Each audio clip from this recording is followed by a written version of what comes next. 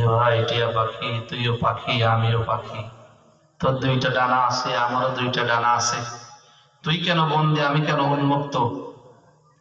টিয়া পাখি তখন আফসোস করে বলছে, আমি যে কি কারণে বন্দি তুই যদি এটা বুঝতে পারতিস তাহলে এই প্রশ্ন করতিস না। আমরা সজাগ, দেখতে একরকম না হলেও আমরা পাখি।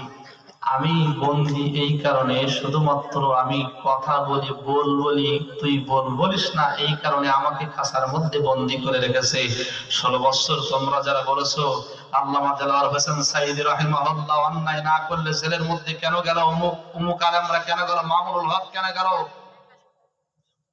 আমির হামজা কেন গেল, মুফতি রফিকুল ইসলাম মাদানী কেন জেলে গেল, অন্যায় করেছে এই কারণে জেলে গিয়েছে। আজকে আমি বলতে চাই, তুমি হলে কাকাতুয়া মার্কা হুজুর, তুমি সত্য কথাগুলো বলো না। টিয়া পাখি যেমন সত্য কথা বলে, টিয়া পাখি যেমন বল